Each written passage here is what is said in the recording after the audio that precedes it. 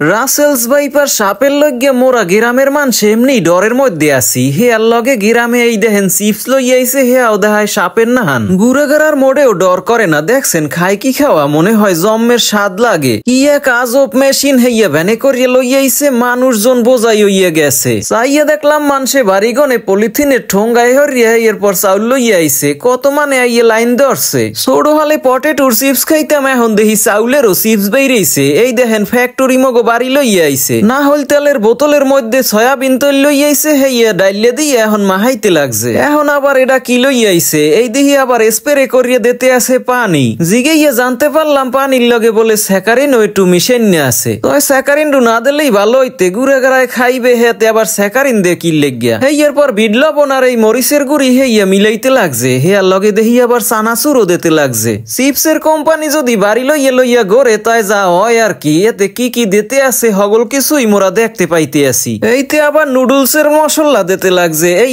দিলে বলে জম্মের মজা লাগে। মহিহাগো খুঁড়িনাড়ি হগল কিছুই জিগাইয়া জানিয়ে লইছি, নাইলে আবার পরে জিগাইবেন না নে আমেরা যে এতে কি কি দেছেলে। হগল জোগাড় জাগার হইয়া গেছে, এখন মেশিন চালাইনে পালা। মেশিনটা চালাইতেও বেমালা খাট নিয়ে আছে। অনেক চেষ্টার পরে মেশিনটায় কোন রকম স্টার উঠছে, দেখি ধোয়া এককারে বোঝাই হইয়া গেলে। আশেপাশের বাড়ির মানুষ হগল এখানে জমা হইছে। দেখছেন মেশিনের শব্দ পাইয়েই হগল চিপস বানায় কেমনে হেইয়া দেখতে আইছে। এখন হেই মশলা মাহা চাউলগুলার এই মেশিনের মধ্যে দিতে আছে। কতক্ষণ বার চাইয়া এরপর বুঝমু যে এদের কি চিপস বাইরে। সম্পূর্ণ ভ্লগটা আপনারা দেখতে থাকেন আর মোর নিয়াজ নামের এই পেজটা ফলো করিয়ে রাখেন। সুন্দর সুন্দর আনকমন ভ্লগ পরবর্তীতেও দেখতে পাইবেন। এখন যে চিপস বানাইতে আছে হের লগে সাক্ষাৎকার লইয়া আপনাকে বিস্তারিত জানামু অনে। কাকা এই যে চিপস বানাইলেন, এই চিপসের নাম কি? এটা চাউলের চিপস বলে, ঝুরি ভাজা বা আখেরি মজা যেটা বলেন, আমরা বলি চাউলের চিপস।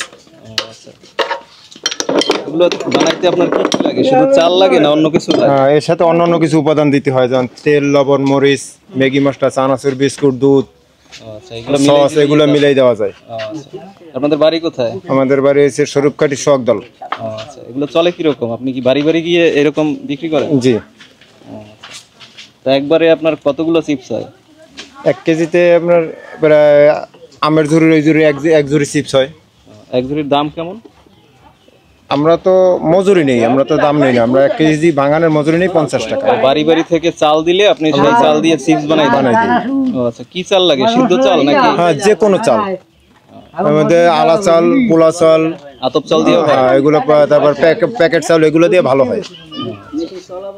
কত বছর ধরে এই কাজ করেন? 1 বছর। 1 বছর? হ্যাঁ। কেমন সারা কেমন? ইনশাআল্লাহ ভালো আছে। এটা তো এর আগে কখনো দেখি নাই গ্রামে, তো এই প্রথম দেখলাম, এই জন্য আপনার সাথে একটু সাক্ষাৎকার নিলাম। আপনাদের এলাকায় প্রথমেই আসছি আমি। একই ডিজাইনের, এটা খাইতে কেমন? খাইতে মশলার উপর ডিপেন্ড করে, আপনার যেভাবে মশলা আপনি দিবেন স্বাদ তো এরকম বাড়বে। এই যে মেশিনটা তৈরি করলেন, এটা কি আপনি নিজে তৈরি করছেন নাকি কিনে আনছেন? আমি এগুলা এই হলারটা কিনে নিয়ে আসছি যশোর থেকে, চায়না মেশিন এটা। আচ্ছা, খরচ হয় কেমন মেশিন সেটআপে? আমার 1 লক্ষ টাকা লাগছে, গাড়ি সেটআপ, গাড়ি সহ। হ্যাঁ, গাড়ি সহ। এছাড়া কি এক্সট্রা খরচ আছে? এক্সট্রা খরচ নেই, গাড়ির প্রতি যদি খরচ আসে, মেশিনে খরচ আছে। আমার এখন বর্তমান মেশিনে 2-3 হাজার টাকার খরচ আছে। এইটার পিছনে গাড়ি এই জন্য আজকে বাড়ি ফেরত নিয়ে যাবো।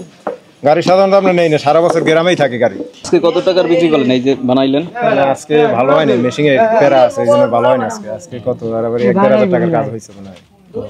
টাকার নাম কি? মোহাম্মদ ইদ্রিস। আচ্ছা, ধন্যবাদ।